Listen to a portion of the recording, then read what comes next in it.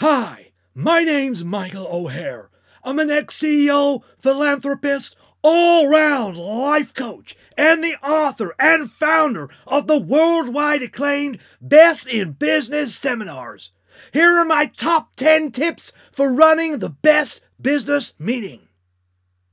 Number 1. Opening your meeting with a spark. Poorly run business meetings have the ability to wear employees down. Even the thought of a lifeless one is energy sapping before the meeting has begun. That is why it is imperative that you start your best in business meeting with a spark and get the energy high right from the off. Here are some of my most successful techniques that I have used to open meetings throughout my illustrious career. Bang! Welcome! Hello-wee-ya, hello-wee-ya, hello-wee-ya. My name is Michael, and I am a meeting attendee.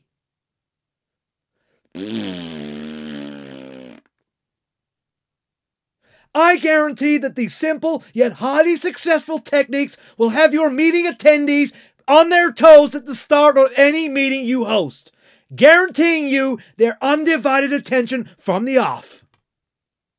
Number 2. A clear agenda and purpose. I've been to many meetings throughout my long and successful career where the vast majority of participants have absolutely no idea why they've been asked to attend. The Best in Business meeting has a transparent structure and a defined purpose. Remember to avoid a meeting squared, a meeting about a meeting.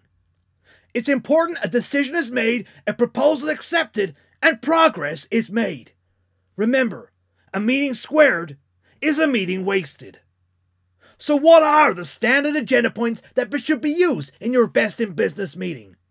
Well, I'm going to share with you now my 10-point template that has proved extremely successful for me over the many years. Agenda Point 1. Introduction, opening remarks, purpose, and apologies. Welcome to our meeting about X. The purpose of the meeting is Y. We will be making a decision about Z. Already, people are smiling. Agenda Point 2. Small break. Agenda Point 3. High-level run-through of the agenda points. When you get on a train, people like to know where that train's going. Same thing here. If this train isn't going to your destination, jump off it now. Agenda Point 4. Small break, possibly lunch. Agenda Point 5. Your main proposal. This is the main event. You'll need to use all the skills I talk about in the other steps in this video to make this come alive. Give the full story. What's the genesis of the issue, how you got to this point, and any other pertinent matters. Remember, more is more. Agenda Point 6. Small break. Agenda Point 7. The decision. You've built up to this point. Now you need to make sure that the attendees in the meeting make a decision. Be decisive. Agenda Point 8. Small break. Agenda Point 9. Any other business, or as some experienced professionals like to call it, AOB. You can use this small section to add in any other extra pieces you would like to highlight.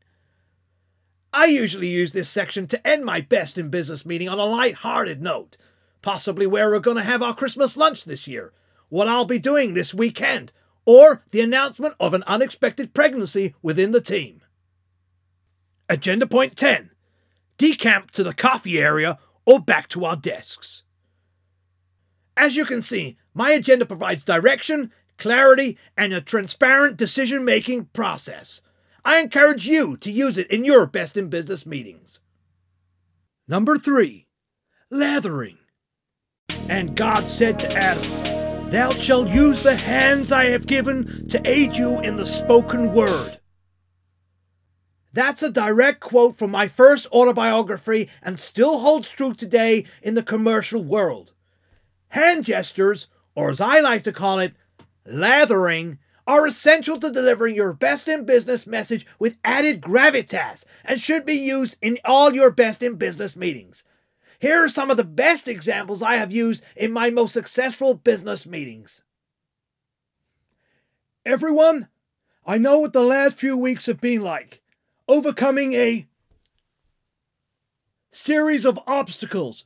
But I'd like to think that because of the strong diversity of our board, each and every one of you employees continues to feel a sense of inclusion and empowerment. That said, we shouldn't stop there. Instead, going forward, we need to make sure that our number one agenda item continues to be staff engagement. Number 4, endorsing your boss. One of the easiest ways to get ahead in business is by continually supporting or endorsing your boss, even when they're either wrong or simply unattractive. It's a surefire way to get that best in business promotion you've always wanted, and it's as simple as using my 3 steps. The AAA. Affirmation, annotation, acclamation. Let's see an example of that working now. Let me explain this to you. Our company and the client have a parent and child relationship. Our role is to attend to the needs of that baby. Our company provides product and services which are the umbilical cord. If it cries, we soothe it. If it poops itself, we change its diaper. If it misbehaves, we spank it. And if it requires feeding, we offer our breasts. If we nurture that baby like a mother would, if we help it to grow, then later in life, that baby will come back to us wanting more products and services. So who here wants more clients? Well, get out there and make me some more babies. There are many ways of becoming the best in business, but openly supporting your boss is one of the easiest ways of progressing up the chain. Use my AAA approach to move on up, up, up. Number 5, the use of names. One simple way of making sure an employee or a client buys into your ideas is to talk to them directly. Use their names. Remembering somebody's name will guarantee you their support on anything you propose to do, as this simple example shows. Everyone, thanks for dialing into this conference call today. Before we start, John, I believe you have an announcement to make. I'd like to introduce Charles Christolididou. Good to meet you, Charlie. Welcome on board. It's Charles. Everyone, I'd like you to meet Charles Charles Christodilidou. Okay, just call him Chuck. Actually, it's just Charles. As you can see, using somebody's name helps to encourage team bonding and makes them feel part of the team. Nay, family.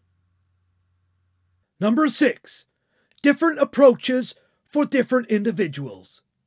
Leading the best in business meeting is like being a father, the breadwinner, at a family dinner. You have to make sure that everybody has a place at the table. Some employees will be like shy or reticent children, unwilling to speak at the meeting and require gentle parental encouragement. Other employees will be akin to petulant teenagers, needing putting in their place, spanking, and sending up to bed without any supper. I have developed substantial expertise in dealing with different individuals over my long and illustrious career. Today, I'm going to share with you some of my most successful lines that I have used in best in business presentations that have helped me balance the level of different individuals. Let's take 2 different scenarios. Mary, did you want to say a few words?